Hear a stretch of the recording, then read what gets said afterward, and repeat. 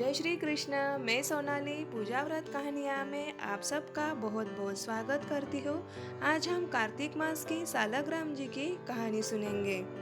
एक गांव में एक बूढ़ी माई थी। उसके घर सालग्राम जी की सेवा थी। कार्तिक का महीना आया। बूढ़ी माई ने मन में महीना भर पुष्कर नहाने की इच्छा हुई, किंतु सालग्राम जी की वो सेवा करती थी। उसने सोचा, ये सेवा मैं किसको देकर जाऊं ताकि मेरे भगवान भूखे ना रह जाए। ऐसा विचार करने लगी। बूढ़ी माई ने अपनी पड़ोसन से पूछा, अरे भाई, मैं पुष्कर जी जा रही हूँ कार्तिक नहाने, क्या तुम मेरे सालग्राम जी की सेवा कर सकोगी? तब पड़ोसन बोली, देख भाई, मुझे तो कोई सेवा पूजा आती नहीं है, किंतु तुम जैसा कहो वैसा मैं पूजा सेवा कर लूंगी। तब बुढ़िया ने कहा, सुबह सुबह उठकर स्नान के उपरांत गंगा जी में से एक लोटा भर पानी लाकर रख लेना। बगीचे में से फूल तुलसी ले आना। भगवान सालग्राम जी को पानी और कच्चे दूध से अभिषेक करना। चंदन लगाना, फूल तुलसी चढ़ाना। तुम्हारे घर बहुत सारी गायें हैं, इस कारण सुबह सुबह दूध का भी भोग लगाना। दोपहर में खाना बनेगा, उसका भोग लगाना। शाम के समय दिया लगाना। इस प्रकार सेवा पूजा करनी है। बूढ़ी माई ने सालग्राम जी पड़ोसन को दे दिए और वो पुष्कर जी के लिए काती नहाने निकल पड़ी। अगले दिन से पड़ोसन ने जैसे ही बूढ़ी माई ने कहा, उसी प्रकार उसने भक्ति भाव से सालग्राम जी की सेवा की। भगवान ने विचार किया कि बूढ़ी माई पड़ोसन से इतने भाव से मेरी सेवा की है, तो मैं इसे दर्शन देना ही पड़ेगा। भगवान ने छोटा सा मोर मुकुट पहनकर, पीतांबर धारण कर एक बड़ा ही मनमोहक रूप ले लिया और पड़ोसन के भोग लगाने पर दूध पी लिया, भोजन किया। भगवान ने एक दिन पड़ोसन से कहा, मैं तुम्हारी गाय चराने ले जाऊं क्या?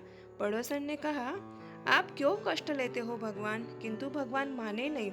हाथ में सोने की काठी, कांधे पर हीरे मोतियों से जड़ी हुई कंबल ओढ़ गाय चराने निकल पड़े।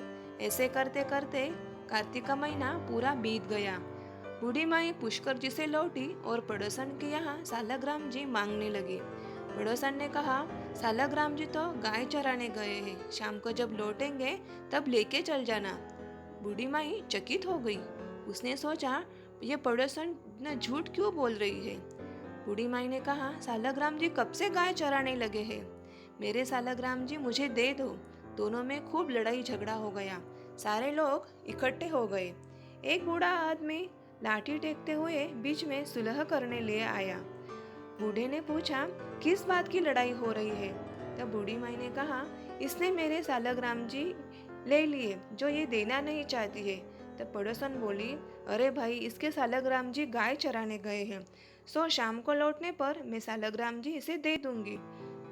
शाम होने पर सालग्राम जी गाय लेकर आ गए। गाय को गौशाला में बांध दिया और आप मंदिर में जाकर विश्राम करने लगे। इतने में बुढ़िया माई वहां पहुंची और कहने लगी, आ गए क्या मेरे भगवान? तब पड़ोसन बोली, हाँ रे भाई, आ गए तेरे भगवान, ये लेके जा। तब बूढ़ी बाई बोली, इतने छोटे से भगवान तेरी गायों को कैसे चराने ले जा सकते हैं? इस पर पड़ोसन ने कहा, उनका रूप तो बहुत मनमोहक है, बहुत ही अनोखा है। वो उनका रूप लुभावना है जो मन को अति शीतल प्रदान करता है। तब बूढ़ी माई ने पड़ोसन से विनम्रता से कहा, हे बहन, तो मुझे भी दर्शन करा दे। पड़ोसन ने भगवान से विनती की, हे भगवान, इसे भी आपके दर्शन करा दो, इसकी बहुत इच्छा है। भगवान ने मोर मुकुट पीतांबर धारण करके, हाथ में सोने की लाठी, कंधे पर हीरे मोती से जड़ी कंबल पहनकर प्रकट हो गए। भगवान ने दोनों को दर्शन दे दिए, पड़ोसन को भी दिए और बूढ़ी माई को भी दर्शन हो गए। बूढ़ी माई को पड़ोसन की वजह से, उसके भाव भक्ति की वजह से कृष्ण भगवान के दर्शन हो गए। यह देखकर बूढ़ी माई बहुत ज्यादा नम सी हो गई। उसने पड़ोसन से माफी मांगी और वह अपने सालग्राम जी घर पे लेकर आ गई और वह भी भक्ति भाव से सालग्राम जी की पूजा करने लगी। पड़ोसन के वजह से आज बूढ़ी माई को भगवान के दर्शन हो गए।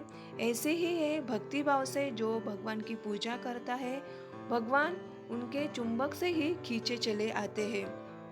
ऐसी है ये सालाग्राम जी की कथा। तो कैसी लगी मुझे कमेंट्स बॉक्स में एक कमेंट्स ज़रूर कीजिए और मेरे इस नए चैनल को सब्सक्राइब करना ना भूलिए। चलिए मिलते हैं अगले ऐसे ही मेरे नई कहानी की वीडियो के साथ। तब तक के लिए जय श्री कृष्ण।